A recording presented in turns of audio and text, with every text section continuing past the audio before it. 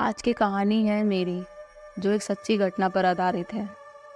कुछ साल पहले मैं भी भूतों पर विश्वास नहीं कर सकती थी, बट मेरे साथ कुछ ऐसा हुआ जो अब मुझे ना चाह के भी विश्वास करना पड़ता है। जहाँ अच्छी शक्तियाँ हैं वहाँ बुरी भी शक्तियाँ हैं।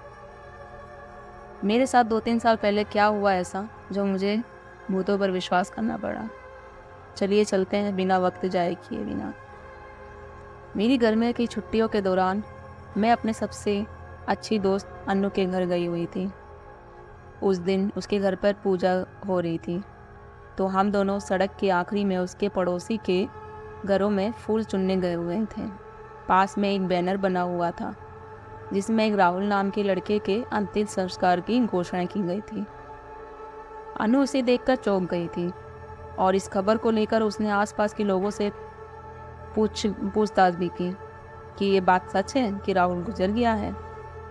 अनु ने मुझे बताया कि वह उसके साथ ही बड़ी हुई थी और उसे अपने भाई जैसा मानती थी।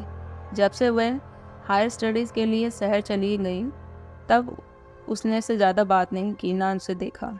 चूँकि अब हम बात करते करते घर लौट आए थे। अब घर में पूजा हुई और सभी 9 बजे ही खाना खाकर सोने चले गए थे। रात के 3 बजे मैंने पाया कि वह मेरे बगल में नहीं लेटी है और बाथरूम की लाइट भी बंद है। मैंने कमरे के अंदर उसे पूरा खोजा, लेकिन वह वहाँ नहीं थी। अचानक मैंने कमरे के बाहर कुछ बड़बड़ाने की आवाज़ें सुनी। जब मैं कमरे से बाहर निकली, ये ढूंढने के लिए कि आखिर बाहर चल क्या रहा है, मेरी जैसे गले में सांस ही अटक गई और दिल मुंह को आने को हो गया। अन्नू घर के सामने बरामदे में रंगोली के बीचों बीच लेटी है।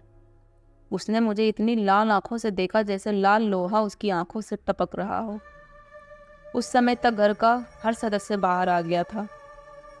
सब उसे शांत कराने की बहुत कोशिश की, लेकिन वो किसी को भी नहीं सुन रही थी और असामान्य रूप से व्यवहार करी जा रही थी। जब घर वाले उसे शांत नहीं कर पा रहे थे और उसको चिल्लाना बंद नहीं कर पा रहे थे, तो उन्होंने जल्दी से अन्नू के भाई को पुजारी जी को लाने के लिए भेजा। उसने अपने चेहरे पर विरोध करने के बावजूद विभूति लगाई। फिर पुजारी जी उस कमरे में ले गए और पूछा कि वह कौन है। तब वह घर से बाहर निकली। घर वालों ने उसे रोकने की कोशिश की, लेकिन पुजारी जी ने मना कर दिया। उसके घर के 2 घर छोड़ने के बाद उसके उसी भाई का घर था जिसकी अंतिम संस्कार की सूचना उसे दिन में सुनी थी। उसने उसके कमरे का दरवाज़ा खोला और कमरे के भीतर जाकर बिस्तर के नीचे कुछ तस्वीरें निकाली, जिसे अनु मेरी जानकारी के हिसाब से बिल्कुल भी नहीं जानती होगी, लेकिन वो तस्वीरें देखकर वो बहुत बुरी तरीके से रोने लगी। वो उसकी प्रेमिका की तस्वीर थी। तब वह राहुल के पिता की ओर मुड़ गई और उन्हें गले लगाकर बहुत रोई और उसने बताया कि उसकी प्रेमिका के भाई को उनके रिश्ते के बारे में पता चल गया था, जिससे वह बिल्कुल भी खुश नहीं थी। इसी वजह से उसने यानी राहुल को बिजली के झटके देकर मार डाला। घर के सभी लोग बहुत रोए और उसे समझाया, बुझाया और शांत किया।